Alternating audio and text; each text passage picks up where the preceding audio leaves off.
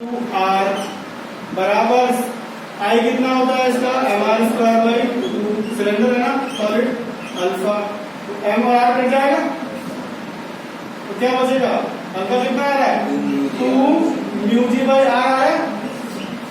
तुमको पता है ओमेगा बराबर क्या होता है omega naught plus alpha T. Omega naught कितना है 0 अल्फा इंटू टी कितना आ गया 2 mu G T by R. Omega into R करोगे यहाँ पर तो क्या आएगा 2 म्यू जी टी। यहाँ पे लिख देता हूँ प्लस 2 म्यू जी टी। और V2 में गलती करते हैं बच्चे V2 को V0 लिख देते हैं। अरे V2 तो क्या हो रहा है इसका तुम एफडी बनाओगे एक्सेलरेशन क्या आ रहा है पीछे तो इसका भी एक्सेलरेशन कुछ होगा।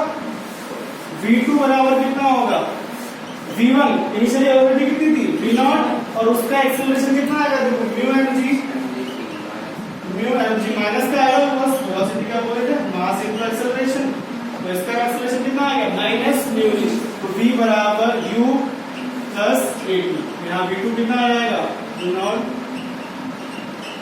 इसको सिंप्लीफाई करना तुम्हारा टाइम आ जाएगा V0/4 ठीक है। बॉल है सेंटर रेडियस r हमने इस पे इंपल्स दिया है मान रहा हूं सेंटर से h डिस्टेंस ऊपर पे हमको h की वैल्यू निकालनी है कितनी हो कि ये हाथों हाथ ही कुछ टाइम बाद तो ये 100% रोलिंग स्टार्ट करेगा। ये बोलना चाह रहा है कि just after the impulse your rolling start कर दे ठीक है। अब देखो कैसे करते हैं ऐसे क्वेश्चंस को। पहले तो फोर्सेस देख लेते हैं। एक तो आएगा ग्रेविटी एक नॉर्मल आएगा फ्रिक्शन भी आएगा मान लो ठीक है ना। रोलिंग नहीं आएगा लेकिन मैं मान रहा हूं कि यहाँ आ रहा है ठीक है ना। अब मैं इस पॉइंट के अबाउट सब कुछ डील कर रहा हूं ठीक है ना। इस पॉइंट के अबाउट थोड़ा जल्दी हो जाएगा इससे ठीक। अब देखो तुमको पता है मान लो इसका इंपल्स कितना आ रहा है जे। इंपल्स बराबर क्या होता है चेंज इन मोमेंटम ठीक है ना। जे बराबर एम इंटू वी हो जाएगा। मोमेंटम क्या होता है mass into velocity of centre of mass. Initially कितनी थी 0 आफ्टर कोलिजन मैंने कितनी मान ली कितनी हुई ठीक। अगला लगा रहा हूं मैं इंपल्स मोमेंटम थ्योरम एंगुलर वाली ठीक है ना। इस पॉइंट के अबाउट इस एक्सिस के अबाउट इस एक्सिस के अबाउट एफ और एन का कोई टॉर्क नहीं कोई इंपल्स नहीं ना जी का सिर्फ इसका आएगा जे का कितना आएगा J into R plus H. इसका एंगुलर इंपल्स क्या होता है J into R plus H. Impulse अगर एफ डी टी है एंगुलर इंपल्स क्या होता है टाउ डी टी। टाउ में क्या होगा एफ इंटू बस आर तो आएगा परपेंडिकुलर तो कितना है आर प्लस एच। और ये क्या होता है चेंज इन एंगुलर मोमेंटम। किसके अबाउट देख रहा हूं मैं इसके अबाउट इनिशियली कितना था 0 फाइनली ये पॉइंट क्या आईसीआर के अबाउट फिर क्या हो जाता है आई ओमेगा। इसके अबाउट आई कितना होता है इसमें याद करो 7/5 आर स्क्वायर। अरे भाई पैरेलल एक्सिस लगा देना 2/5 R square plus R square into क्या आएगा ये क्या है आई ओमेगा। और प्योर रोलिंग है तो ओमेगा इंटू आर क्या होना चाहिए देखो मैं जी को रिप्लेस करता हूँ। जी कितना है एम इंटू वी डाल दिया। वी कितना है ओमेगा इंटू आर सिंप्लीफाई करना है एस कितना आ रहा है 2r/7 आ रहा है 5 आ रहा है हाँ 7r/5 कितना आएगा 2r/5 ठीक है। 12th में हमको बस निकालना है राइजिंग टेम्परेचर ऑफ वाटर सी दे रखा है। पहले वाले पार्ट में करंट निकाल लो कैसे निकालना है तुम निकाल सकते हो मैं नहीं बता रहा हूँ। और करंट से क्या निकाल सकते हैं पावर आई स्क्वायर आर। अब आई स्क्वायर आर को मैं मल्टीप्लाई कर देता हूँ किससे टाइम से तो क्या आ जाएगा हीट और वो क्या आना चाहिए सी डेल्टा ई के बराबर। ये पहला पार्ट। सेकंड पार्ट ऑलरेडी है उसके अंदर कुछ नहीं है एक रेजिस्टेंस उड़ गया एटम वाला तो करंट नया कुछ आएगा उसके लिए ये वैल्यू क्या आएगी कुछ नहीं आएगी उसकी रिलेटिव क्या आएगा कुछ नया आएगा ठीक है। इतना ही चेंज किया है और कुछ नहीं। 45 में इसने बाबर सीरीज की बात करी है वो कहाँ खत्म होती है n = 2 अब 3 4 5 कहीं से भी स्टार्ट हो सकती है, लेकिन अल्टीमेटली कहां पर आएगी 2 पर।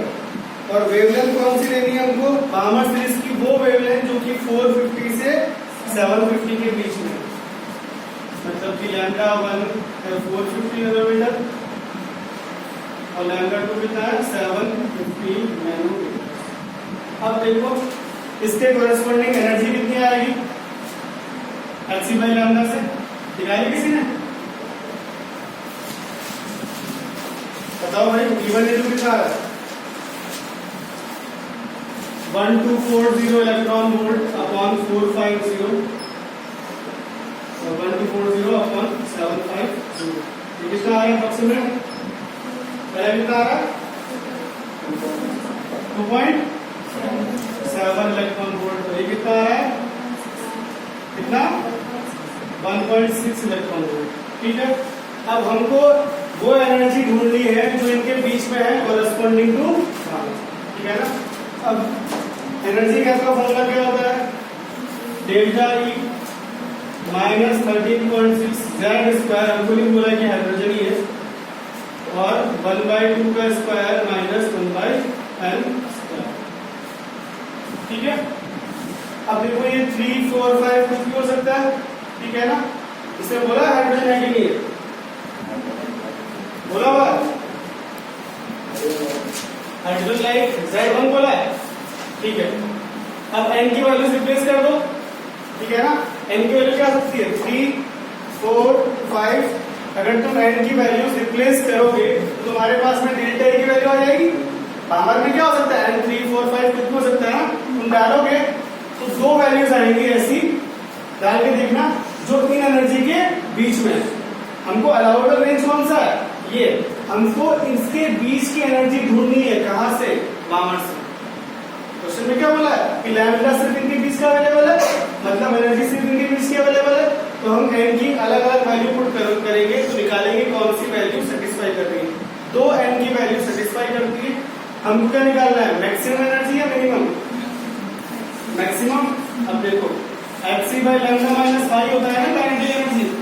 तो अगर काइनेटिक एनर्जी मैक्सिमम करनी है तो लैम्डा क्या करना पड़ेगा? मिनिमम। तो दो वेवलेंथ ऐसी आएगी जो उसके बीच में लाई कर रही है बामर की, तो उसमें से कौन से लेंगे? छोटी वाली वेवलेंथ यहां पुट कर देंगे तो क्या आएगा? Maximum kinetic energy. Hydrogen like atom है, emit 6 wavelength between group of levels, और वो उन ग्रुप ऑफ लेवल की एनर्जी भी दे दी है। अब सारी बातें निकालो। सिंपल फॉर्मूला बेस्ड क्वेश्चन है। अगर 6 वेवलेंथ निकल रही है इनके बीच में, मतलब कि क्या होगा? 4c2, ठीक है ना। और ये हो रहा, तो अगर ये m लेवल है तो ये कितना होगा? m+3। अब कुछ नहीं है, एनर्जी इस लेवल की दे रखी है, मान लो E1 माइनस 13.6 जेड स्क्वायर, क्या आएगा? और n स्क्वायर मतलब कि m स्क्वायर, और E2 कितना आएगा? Minus 13.6 Z square upon m+3 का स्क्वायर।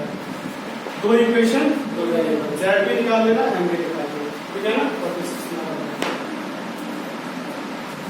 जो क्वेश्चन मैंने दिए थे एडवांस वाले वो डिस्कस कर लेते हैं। पहला, दो पार्टिकल्स है m1 m2, उनको स्पेस में रन किया लेंथ l, और m2 को हमने वेलोसिटी v0 d से परपेंडिकुलर। हमको निकालना है कि टेंशन कितना होगा स्ट्रिंग के अंदर, ठीक है ना। मेथड 1 मैं कर रहा हूं पहले m1 के फ्रेम ऑफ रेफरेंस से, ठीक है ना। अब देखो एफडी बनाए, सिंपल, इसमें भी टेंशन लग रही है, इसमें भी टेंशन लग रही है, नॉर्मल एंगल तो बैलेंस कर रहे होंगे। ये प्लेन कैसा है? हॉरिजॉन्टल, प्रोजेक्शन नहीं है। इसके लिए टेंशन कितना आएगा? m1 into a, तो इसका एक्सेलरेशन कितना आ गया? p by m1, और डायरेक्शन क्या आएगी एक्सेलरेशन की? नीचे, ठीक। अब मैं इसके फ्रेम में m1 के फ्रेम में m2 को देख रहा हूं, तो इसकी एफडी बनाना। एक तो आएगा t और एक आएगा सुडो फोर्स, कितना? मास इसका, एक्सेलरेशन उसका, और डायरेक्शन क्या आएगा एक्सेलरेशन के अपोजिट, मतलब कि ऊपर। तो ये फोर्स कितना आएगा बताओ? T into M2 into T by M1।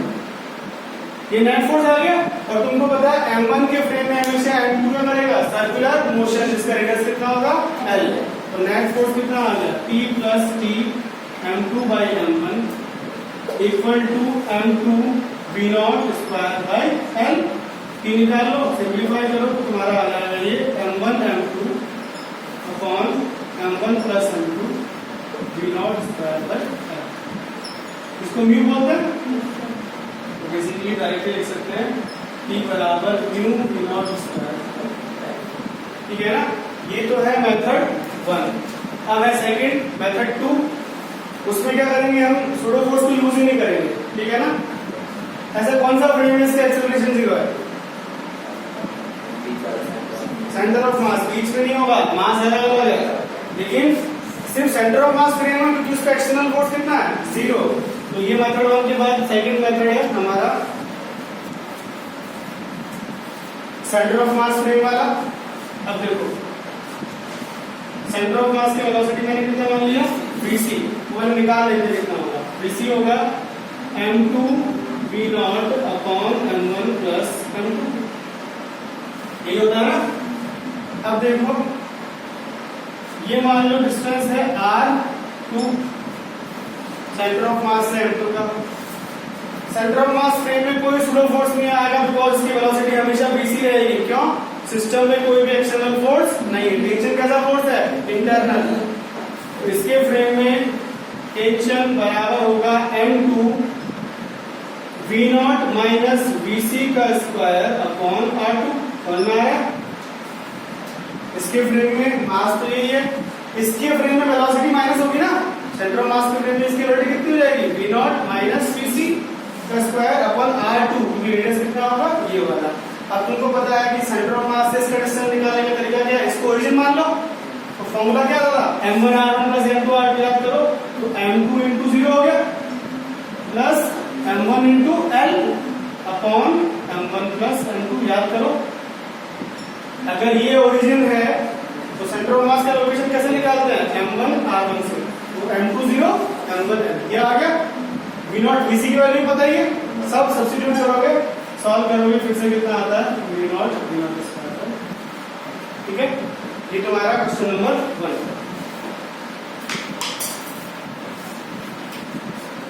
Second वाले में रो बराबर किया है क्वालिटी स्क्वायर का, चार्ज डेंसिटी रेडियस 60 दे रखी है, हमको निकालना है कितना इसका इलेक्ट्रोस्टैटिक एनर्जी होगा।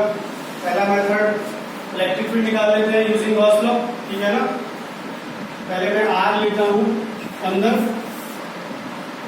क्वेश्चन सरफेस, तो तुमने बहुत बार किया है क्वेश्चन इलेक्ट्रिक फील्ड के, तो E इंटू 4 स्क्वायर, ये क्या आ गया फ्लक्स। Q इनसाइड क्या होगा, इंटीग्रेट करना पड़ेगा ना इसको, kx 4 pi x square dx। मुझे इसके अंदर सारा चार्ज निकालना है, तो x के जगह dx का एलिमेंट लूंगा, बिल्कुल इसके अंदर में क्या है, चार्ज डेंसिटी वैरी कर रही है ना r के हिसाब से 0 से r में। तो मैंने x पे वॉल्यूम लिया 4 पाई x स्क्वायर dx, वहां पे चार्ज वॉल्यूम कितना डेंसिटी kx। इसको अगर मैं 0 से r इंटीग्रेट कर दूंगा तो क्या आ जाएगा टोटल चार्ज। इसको इंटीग्रेट करो और निकालो इलेक्ट्रिक फील्ड कितना आ रहा है, 4 पाई कट जाएगा। ठीक है, k अपॉन एप्सिलॉन नॉट बाहर आ गया, x क्यूब इंटीग्रेट करेंगे r की पावर 4/4, r स्क्वायर दिया 4। ये आ रहा है electric field for r less than r। ठीक है ना, अब अगर आउटसाइड निकालना है तो देखो q इनसाइड कांस्टेंट हो जाएगा सिंपली, E इंटू आउटसाइड के लिए मान लो 4 पाई r स्क्वायर, ये क्या होगा 0 से capital R k x 4 pi x square dx upon epsilon naught. इसको इंटीग्रेट करोगे 4 पाई को कटेगा, E equal to k upon epsilon naught बाहर, ये क्या हो जाएगा h क्यूब r की पावर 4 पाई। ये कहां से आएगा 0 से r, ठीक है, r की पावर 4 अपॉन r स्क्वायर 4। ये आ रहा, ठीक है ना, k कैपिटल R की power 4 epsilon not small r square अब देखो तुम्हें निकालना एनर्जी, इंटीग्रेट करना है। एनर्जी पर यूनिट वॉल्यूम का फॉर्मूला क्या होता है, half epsilon not E square, उसको वॉल्यूम से मल्टीप्लाई करेंगे।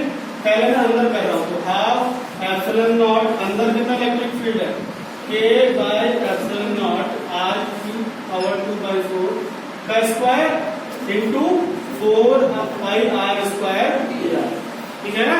Energy per unit volume into volume, इसको मैं इंटीग्रेट करूंगा 0 से कैपिटल आर, ठीक है, प्लस आर से इंफिनिटी इलेक्ट्रिक फील्ड अलग है ना, कौन सा, ये वाला, तो हाफ एप्सिलॉन नॉट ये आ रहा है के आर की power 4 upon epsilon not 4r square का स्क्वायर वही 4 पाई आर स्क्वायर। इसको इंटीग्रेट करना, पूरा सॉल्व करना, हमारा आंसर आ जाएगा कितना आ रहा है, के स्क्वायर पाई, ये आ रहा है, ठीक है। नीचे बस 7 का फैक्टर आएगा, वो ध्यान रखना, बाकी कैलकुलेशन चेक करना। अब एडवांस वाले क्वेश्चंस का होमवर्क दे रहा हूं मैं। पहला, एक वॉल है और हॉरिजॉन्टल सरफेस है, फ्रिक्शन कहीं पर भी नहीं है, सारे सरफेस फ्रिक्शनलेस है, ठीक। और एक रॉड हमने वर्टिकल वॉल के अलाउंग चिपका रखी है, ठीक, और उसको मैंने हल्का सा बस डिस्टर्ब कर दिया ताकि ये स्लाइड करना चालू कर दे, इस तरीके से कुछ, ठीक है ना। तुमको निकालना है जब ये स्लाइड करके नीचे आ रही होगी, किस थीटा पे इसका वर्टिकल वॉल से नॉर्मल 0 हो जाएगा, इसका मोशन हो रहा होगा, किस एंगल विद हॉरिजॉन्टल पे इसका वर्टिकल वॉल से नॉर्मल 0 हो जाएगा, ठीक है ना। फ्रिक्शन कहीं नहीं है, सारा स्मूथ है, और प्लस ये रॉड भी यूनिफॉर्म है, मास और लेंथ जो है वो है लेकिन यूनिफॉर्मली डिस्ट्रीब्यूटेड है, ठीक है। तो तुम्हें निकालना है किस थीटा पे नॉर्मल 0 हो जाएगा, ये तुम्हारा क्वेश्चन नंबर 1। सेकेंड होमवर्क में है, तुम्हारे पास में रॉड है, हिंज, उसको हमने एक रिंग से लगा रखा है कि उसका जो टॉप पॉइंट है ना वो रिंग पे क्या है, टेंजेंट है। ये हमारा फ्रिक्शनलेस हॉरिजॉन्टल सरफेस है, रॉड को हिंज किया हुआ है, एक रिंग है, और ये जो रॉड है इस रिंग के क्या है, टेंजेंट है, इसका जो ये आखिरी वाला हिस्सा है इसके टेंजेंशियल है, और ये एंगल थीटा है, इसका रेडियस मान लो r है रिंग का, ठीक है ना। और सेम ऐसा का ऐसा इसके पैरेलल एक और रॉड निकल के आ रही है, और वो अगले वाले रिंग पे टेंजेंट है, उसका एंड थीटा भी उसका भी सेम ही है, और इस रिंग का रेडियस भी क्या है, सेम। और ध्यान रखना हर जगह पर जो हमारी रॉड है वो कैसी है, हिंज है, रॉड हिंज है। और हमको ये भी दिया हुआ है सारी रॉड्स का मास पर यूनिट लेंथ जो है वो है मान लो सिग्मा, सब रॉड्स जो है उनका मास पर यूनिट लेंथ है सिग्मा, रिंग का मास नहीं दिया हुआ है, ठीक है। और ये पैटर्न जो है अप टू इंफिनिटी कंटिन्यू हो रहा है, ठीक है ना। अब देखो इस रॉड पे कहां कांटेक्ट है, एक तो इस पॉइंट पे भी और इस पॉइंट पे भी, दो जगह टेंजेंट है ना, यहाँ पर भी टेंजेंट है और यहाँ पर भी। ये pattern up to infinity continue हो रहा है, तुम्हें निकालना है जो लास्ट वाला जो रॉड है और जो रिंग है ना उनके बीच में नॉर्मल कितना होगा, ठीक है।